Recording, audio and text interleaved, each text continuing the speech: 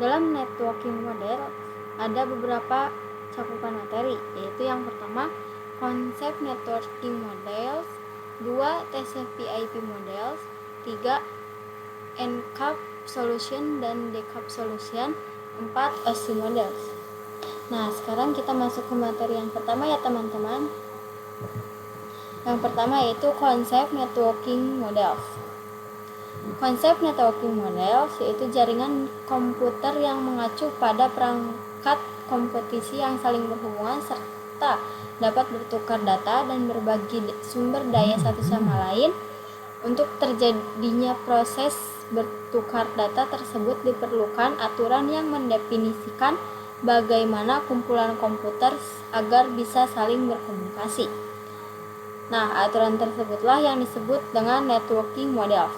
Jadi, bagaimana setiap vendor dapat saling berkomunikasi dengan open standard networking models yang tersedia. Untuk saat ini, open standard networking models yang tersedia dan terkenal ada 2, yaitu TCP/IP models dan OSI models. Selanjutnya, before open networking model exit. Yang pertama, each vendor create their own network models. Yang kedua, on 1974, IBM create system architecture network (SNA). Yang ketiga, other vendor also created their own networking models.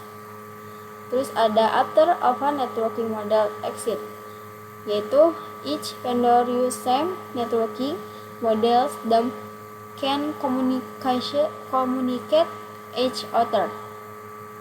Selanjutnya ada open networking models. OSI models yaitu created by International Organization for Standardization disingkat dengan IOS. PS TCP/IP model itu created by US Department of Defense disingkat dengan DoD. Selanjutnya ke materi yang kedua, yaitu TCP/IP model. TCP/IP model dibagi menjadi beberapa bagian, tapi kita bahas dulu yang TCP/IP model. Yang pertama, TCP/IP model merupakan jenis networking model yang saat ini kemudian digunakan. 2. Jadi TCP/IP itu mendefinisikan suatu protokol agar antar komputer utamanya yang berbeda network itu bisa saling komunikasi. 3. Nah, untuk membantu dalam memahami setiap networking model itu dipecah menjadi bagian 2 kecil yang disebut sebagai layer. Yang keempat, secara dokumentasi TCP/IP model terdiri dari 4 layers, namun penerapan dalam real network TCP/IP model lebih mudah untuk dibagi menjadi 5 layers. Selanjutnya yaitu kita ke layer pertama, ada aplikasi layer, yaitu berfungsi sebagai antarmuka dengan aplikasi, dapat mengakses jaringan dan kemudian membuat pesan-pesan berskala. 2. Di antara contoh service dari application layer itu seperti HTTP, POP3, SMTP, IMAP, SSH, dan sebagainya. Yang ketiga, HTTP itu digunakan ketika kita mengakses suatu web server.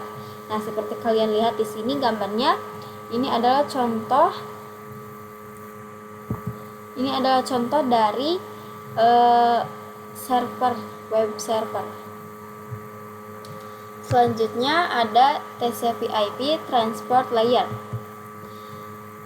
Yang pertama, fungsi dari transport layer adalah menyajikan atau memberikan service ke application layer. Yang kedua, untuk transport layer terdapat 2 protokol yang sering digunakan, yaitu TCP dan UDP. Salah satu mekanis yang disediakan oleh transport layer khususnya pada TCP adalah Error Recovery Mechanism. Yang selanjutnya ada protokol TCP dan UDP. Yang pertama yaitu TCP is more reliable. TCP digunakan untuk IP karena support error checking. Yang kedua ada UDP is more faster. UDP digunakan untuk video streaming games dan aplikasi lainnya yang membutuhkan kecepatan data. Selanjutnya ini adalah TCP error recovery. Di sini adalah contohnya yaitu yang recovery error, bisa kalian lihat sendiri ya. Terus ada TCP IP network layer. Yang pertama untuk network layer hanya terdapat satu contoh yaitu IP. Dan IP menyediakan dua fitur yang sangat penting yaitu addressing dan routing, yang dimana berfungsi untuk menangani konektivitas dan pemeliharaan jalur. Setiap perangkat jaringan memerlukan alamat unik jaringan. Nah kan IP menjadi dua fitur yang sangat penting yaitu addressing dan routing. Nah di sini ada yang pertama addressing. Kalau yang addressing itu di bawah IP, address itu sendiri yaitu memberikan nama perangkat di jaringan komputer. 2. Routing, salah satu fitur yang disediakan pada IP di bagian network layer yang bekerja layaknya kantor pos, mencari rute tercepat untuk sampai tujuan. Selanjutnya ada penjelasan tentang IP, yaitu IP atau Internet Protocol dalam network layer 3 digunakan untuk berkomunikasi antar perangkat jaringan. Terdapat dua jenis IP address. Yang pertama yaitu IPv4 pengalamatan 32 bit. IPv4 terbagi menjadi 4 blok. Setiap blok ada 8 bit. Jumlah max host 4 294.967.296. Dan kedua ada IPv6 pengalamatan 128 bit. IPv6 terbagi menjadi 8 blok. Setiap blok ada 16 bit. Jumlah max host 340, 282, 366, 920, 938, 463, 463, 374, 607, 431, 768, 211, 456. Nah, bisa kalian lihat contohnya di sini. Ini adalah suatu IP address dari PC pertama dan ini PC kedua. Selanjutnya ada TCP/IP data link dan physical layer. Yang pertama, data link layer mendefinisikan protokol yang dibutuhkan pada physical layer. Yang kedua, salah satu fitur pada data link layer ialah FCS atau Frame Check Sequence, yaitu Error Detection Mechanism, hanya mendeteksi error tanpa recovery. Yang ketiga, addressing yang digunakan pada data link layer adalah MAC address.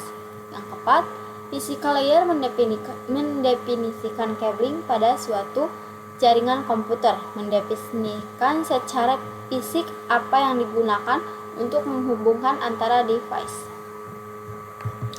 Selanjutnya ada encapsulation and decapsulation, yaitu encapsulation itu proses menghubungkan data dengan header pada data di setiap layernya. Adapun decapsulation maka itu sebaliknya. Ada juga name of TCP/IP message. Yang pertama, aplikasi layer, ini data. Transport layer sama dengan data plus TCP header, jadi segment. Networking layer, data TCP header plus IP, jadi IP paket. Yang keempat, data link layer, data plus TCP header plus IV plus DL header dan dat Taylor sama dengan prime. Selanjutnya ada OSI model konsep, yaitu untuk saat ini model yang sering digunakan hanya TCP/IP karena untuk dari sisi perkembangan protokol modelnya TCP/IP lebih dominan dibanding OSI layer. Namun OSI layer bisa dipelajari karena mudah dipahami. Yang kedua, sebelum networking model ada, setiap vendor membuat atau memiliki networking model masing-masing.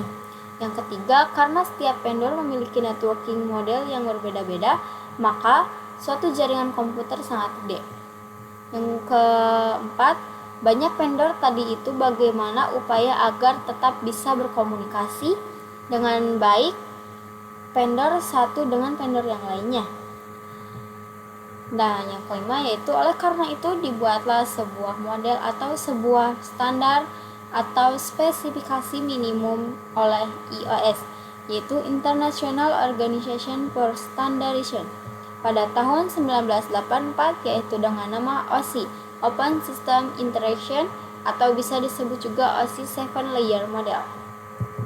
Selanjutnya di sini terdapat 7 lapisan layer pada OSI, yaitu aplikasi layer, presentation layer, session layer, transport layer, network layer, data link layer, and physical layer. Nah, yaitu selanjutnya ada lower layer, berkaitan dengan user interface, data formatting, dan communication session 1-4. Yang kedua ada upper layer, berkaitan dengan bagaimana data itu mengalir, yaitu 5-7. Bisa kalian lihat di sini, ini OSI model ada 7, kalau TCP/IP ada 5. Sekian presentasi dari saya, maaf bila ada kesalahan kata. Assalamualaikum warahmatullahi wabarakatuh. Bye bye.